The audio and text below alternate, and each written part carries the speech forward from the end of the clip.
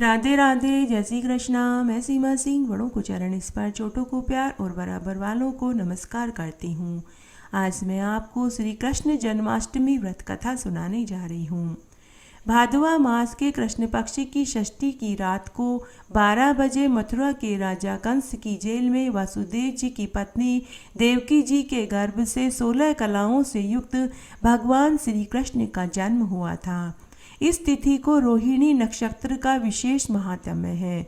इस दिन देश के सभी मंदिरों में भगवान श्री कृष्ण का श्रृंगार किया जाता है। कृष्ण अवतार के उपलक्ष्य में झांकियां सजाई जाती है। भगवान कृष्ण का श्रृंगार करके उन्हें झूले पर विराजमान कराया जाता है। स्त्री पुरुष रात के 12 बजे शंख तथा घंटों की आवाज से श्री कृष्ण के जन्म की खबर चारों दिशाओं में गूंज उठती है। भगवान कृष्ण की आरती उतारी जाती है। मंदिरों में प्रसाद का वितरण किया जाता है। सभी महिलाएं, स्त्री, पुरुष, बच्चे प्रसाद लेकर अपने अपने घरों को जाकर पुनः वापस भगवान श्री कृष्ण की पूजा आरती करते हैं और प्रसाद ग्रहण करके व्रत को खोलते हैं। आइए अब हम भगवान श्री कृष्ण जन्माष्टमी व्रत कथा सुनते हैं। द्वापर युग में पृथ्वी पर राक्षसों के अत्याचार बढ़ने लगे। पृथ्वी गाय का रूप धारण करके अपनी कथा सुनाने के लिए तथा अपने उद्धार के लिए ब्रह्मा जी के पास गई। ब्रह्मा जी पृथ्वी को साथ लेकर सभी देवताओं सहित विष्णु जी के पास क्षीर सागर पर गए। उस समय भगवान विष्णु अनंत शैया पर शयन कर रहे थे। गाय माता के सहित सभी देवताओं ने विष्णु भगवान की स्तुति करी, जिससे भगवान की निंद्रा भंग हो गई।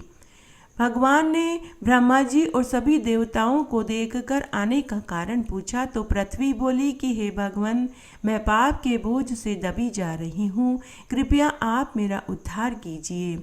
यह सुनकर विष्णु भगवान बोले कि मैं ब्रज मंडल में वासुदेव की पत्नी देवकी के गर्भ से जन्म लूँगा। तुम सब देवता गण ब्रज भूमि में जाकर यादव वंश में अपना अपना शरीर धारण करो।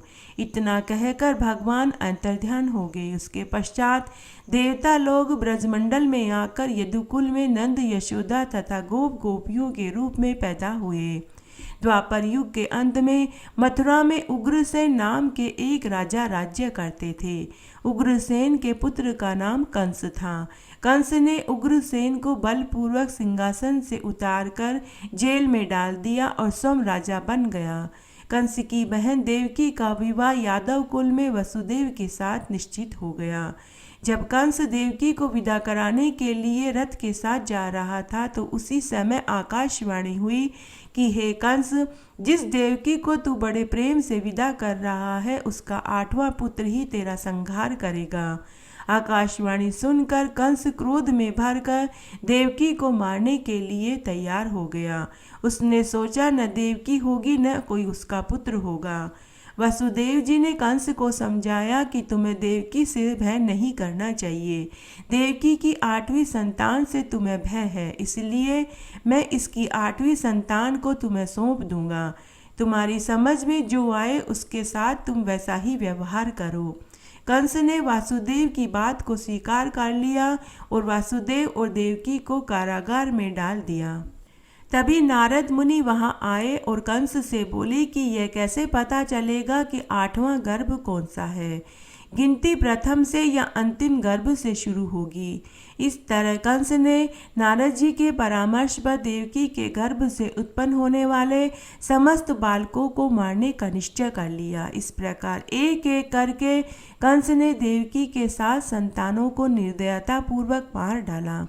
भादवा मास के कृष्ण पक्ष की अष्टमी को रोहिणी नक्षत्र में श्री कृष्ण भगवान का जन्म हुआ। उनके जन्म लेते ही जेल की कोठरी में प्रकाश फैल गया।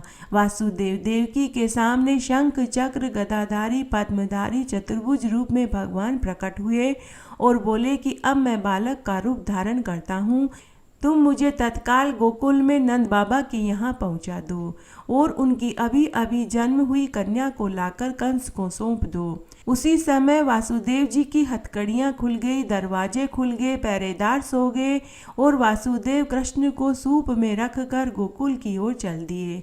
रास्ते में यमुना नदी श्री कृष्ण के चरणों को स्पर्श करने के लिए ऊपर उठ रही थी। इसलिए यमुना नदी ने श्री कृष्ण भगवान के चरण छुए, उसके बाद ही उन्हें आगे जाने दिया। भगवान श्री कृष्ण ने भी अपने पैर लटका दिए। यमुना नदी ने चरण छुए और उसके बाद यमुना नदी का जलस्तर घट गया। वासुदेव यमुना नदी को पार करके गोकुल में नंद बाबा के यहाँ पहुँच गए। बालक कृष्ण को यशोदा जी की बगल में सुलाकर कन्या को लेकर वापस कंस के कारागार में आ गए। जेल के दरवाजे पहले की जैसे बंद हो गए। वासुदेव के हाथों में हथकड़ियां लग गई, पहरेदार जाग गए। तभी कन्या के रोने पर कंस को इसकी खबर दी गई।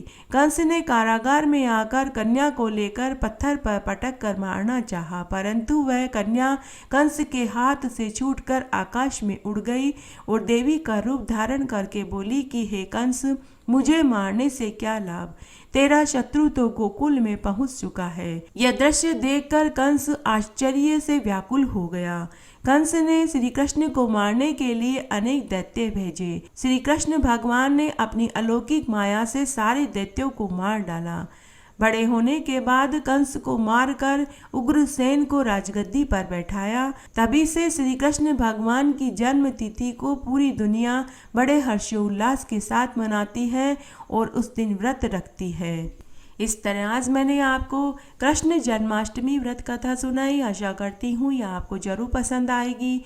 मेरे साथ बने रहने के लिए आपका धन्यवाद। आगे की कथा कहानी के लिए भी आप इसी तरह मेरे साथ बने रहें। धन्यवाद।